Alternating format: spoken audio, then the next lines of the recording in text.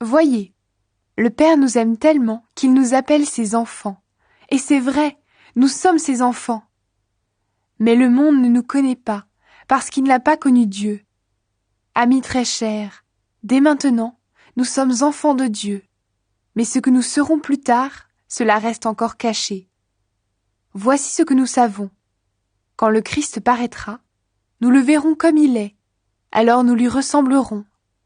Tous ceux qui espèrent cela du Christ se rendent purs comme lui est pur.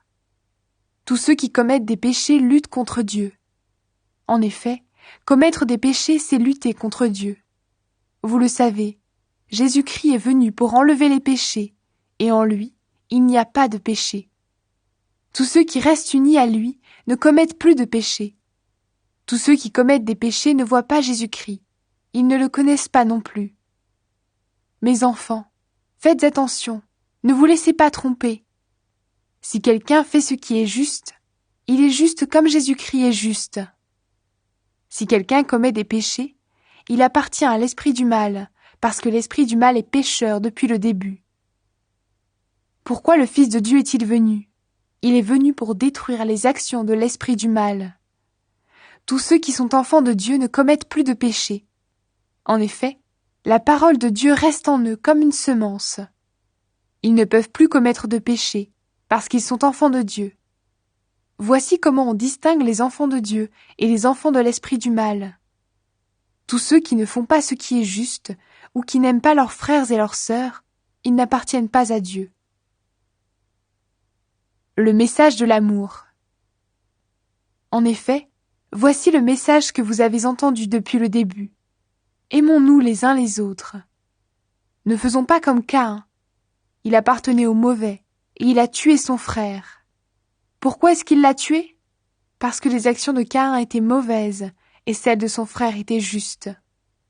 Frères et sœurs chrétiens, le monde vous déteste, ne soyez pas surpris de cela. Mais nous avons de l'amour les uns pour les autres. C'est pourquoi, nous le savons, autrefois nous étions morts, mais maintenant nous sommes entrés dans la vie. En effet, celui qui n'aime pas reste dans la mort. Tous ceux qui détestent un frère ou une sœur sont des assassins.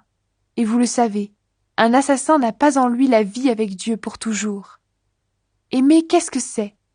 Maintenant, nous le savons. Jésus a donné sa vie pour nous.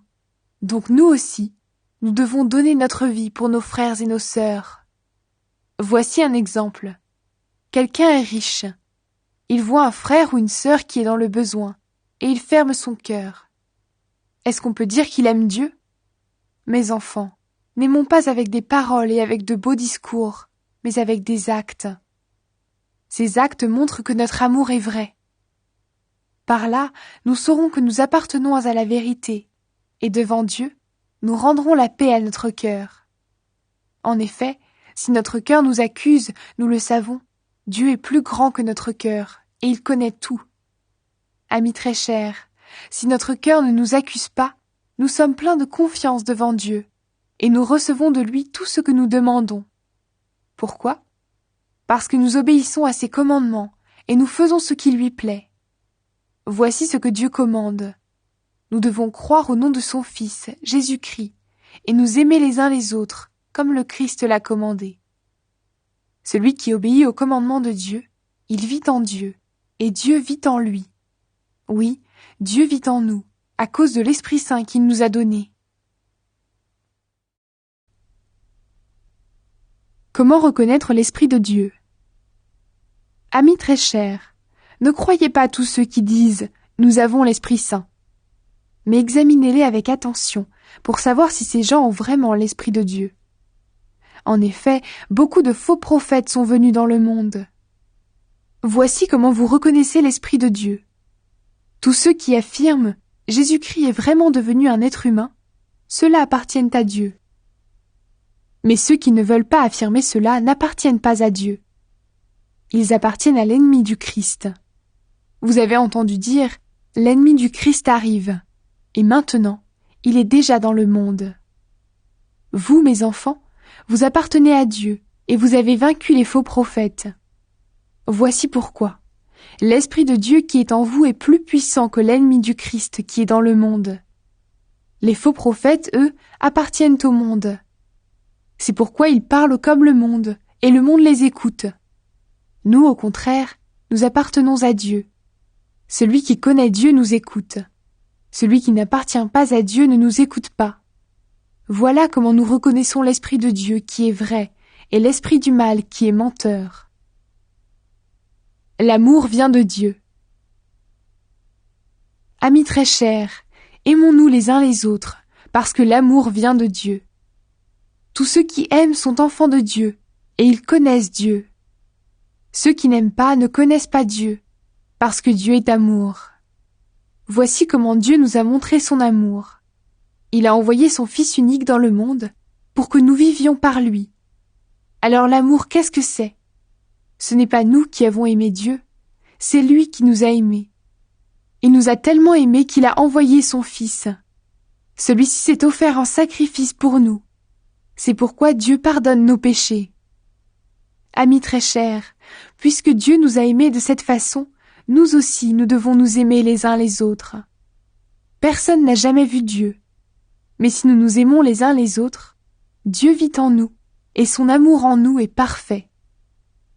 Voici comment nous reconnaissons que nous vivons en Dieu et que Dieu vit en nous. Il nous a donné son Esprit Saint.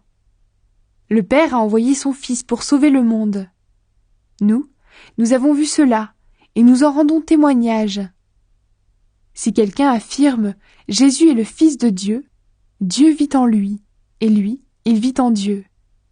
Et nous avons connu l'amour que Dieu a pour nous, et nous avons cru à cet amour. Dieu est amour. Si quelqu'un vit dans l'amour, il vit en Dieu, et Dieu vit en lui. Si l'amour est parfait en nous, nous pouvons être pleins de confiance pour le jour où Dieu nous jugera. Pourquoi? Parce que notre vie dans le monde ressemble à celle de Jésus-Christ. Quand on aime, on n'a pas peur. L'amour parfait chasse la peur. En fait, on a peur quand on attend une punition. Celui qui a peur n'aime donc pas de façon parfaite. Mais nous aimons parce que Dieu nous a aimés le premier. Si quelqu'un dit « J'aime Dieu », et s'il déteste son frère ou sa sœur, c'est un menteur. En effet, celui qui n'aime pas un frère ou une sœur qu'il voit, il ne peut pas aimer Dieu qu'il ne voit pas. Voici le commandement que Dieu nous a donné. Celui qui aime Dieu doit aussi aimer son frère et sa sœur.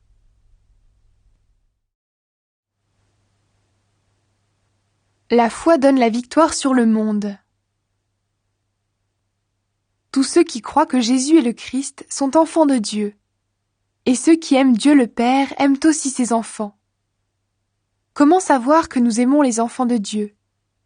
Nous les aimons si nous aimons Dieu, et si nous obéissons à ses commandements. Oui, aimer Dieu, c'est garder ses commandements. Et ces commandements ne sont pas difficiles, parce que tous ceux qui sont enfants de Dieu peuvent vaincre le monde. Et ce qui nous rend vainqueurs du monde, c'est notre foi.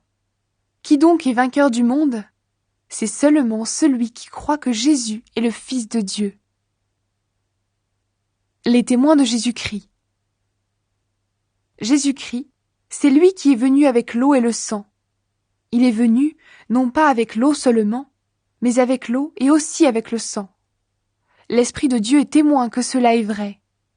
En effet, l'Esprit de Dieu est la vérité. Il y a 3 témoins, l'Esprit, l'eau et le sang, et les 3 sont d'accord. Quand des êtres humains sont témoins de quelque chose, nous les croyons. Mais quand Dieu est témoin, c'est bien plus fort. Et voici le témoignage de Dieu. Il a rendu témoignage à son Fils. Celui qui croit au Fils de Dieu porte ce témoignage dans son cœur. Celui qui ne croit pas en Dieu, celui-là fait de Dieu un menteur. Il ne croit pas au témoignage que Dieu a rendu à son Fils. Voici ce témoignage. Dieu nous a donné la vie avec lui pour toujours, et son Fils est la source de cette vie. Celui qui a le Fils a la vie. Celui qui n'a pas le Fils n'a pas la vie. La vie avec Dieu. Je vous ai écrit cette lettre pour vous faire savoir ceci. Vous qui croyez au Fils de Dieu, vous avez la vie avec Dieu pour toujours.